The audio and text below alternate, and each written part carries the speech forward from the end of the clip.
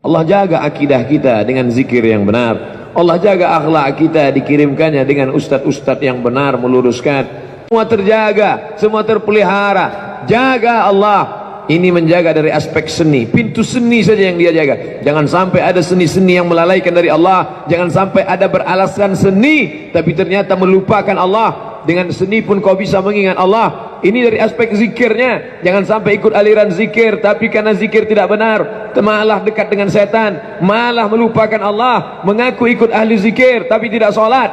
Ini mesti dijaga. Pintu-pintu ini dijaga. Gini Ustaz, saya ikut kelompok zikir nih. Ikut kelompok zikir, ya. Terus saya mengalami pengalaman spiritual batin yang luar biasa. Gimana pengalamannya?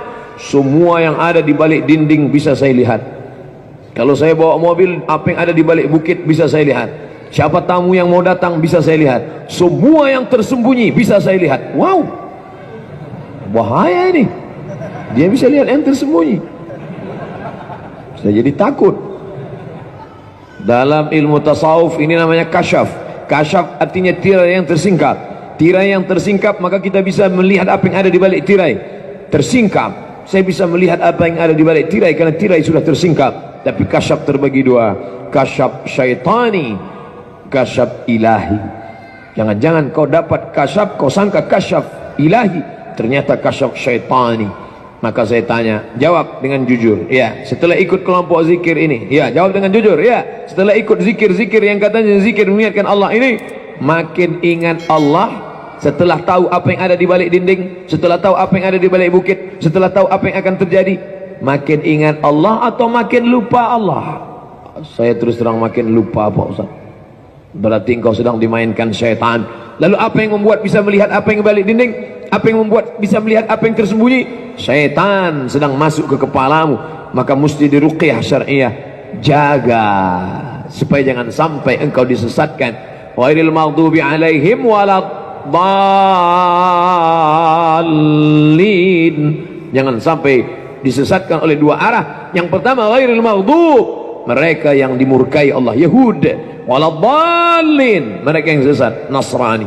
Kedua-dua ini jauh dari Allah Subhanahu wa taala. Oleh sebab itu maka kalau engkau ingin dijaga oleh Allah, wahai anakku, wahai ananda, wahai adikku, wahai saudaraku, ya ghulam inni u'allimuka kalimatin, wahai anak, wahai adik, aku sampaikan kepada engkau beberapa kata-kata. Ihfazillaha yahfazka. Kau jaga hukum Allah, halal haramnya. Kau jaga hukum Allah, mana yang boleh, mana yang tidak boleh. Kau jaga hukum Allah, mana yang mahram, mana yang tidak mahram. Kau jaga hukum Allah, kau mesti berjalan dengan siapa. Kau jaga hukum Allah, mana minuman yang boleh, mana makanan yang tidak, mana tanah yang boleh, mana yang tidak, mana orang yang boleh, mana yang tidak. Kalau kau jaga ini, yahfazka, maka Allah akan menjagamu. Pasukan tentara menjagamu belum tentu bisa, karena ada bom yang akan meledak meletup. Orang besar tegap menjagamu belum tentu bisa, karena ada yang akan menyelinap. Manusia yang gagah perkasa menjagamu belum tentu bisa, karena setan meniupkan panah-panahnya. Allazi yuwaswisu fi sudurin nas minal jinnati wan nas. Tapi tetap kita dengan usaha. Pagi diajarkan baca kul wallah 3 kali, kul a'udzu falaq sekali, kul a'udzu binnas sekali, al-fatihah 1 kali, ayat kursi 1 kali, awal al-baqarah 5 ayat 1 kali, akhir al-baqarah 3 ayat 1 kali. Itulah yang tadi yang kita dibimbing oleh ustaz kita baca. Lillahi ma fis samawati wa ma fil ard. Wa in tubdu ma fi anfusikum aw tukhfuhu yuhasibukum bihillah fayaghfiru liman yasha wa yu'adzibu man yasha wallahu ala kulli syai'in qadir. Al-ma'surat, zikir-zikir, bacaan pagi petang untuk minta perlindungan Allah. Zikirnya lancar, bacaan maksuratnya tetap baca, tapi tidak menjaga hukum Allah, Allah tidak akan jaga. Maka kata Nabi, ihfazillah, jaga agama Allah, yahfazka, Allah akan menjagamu.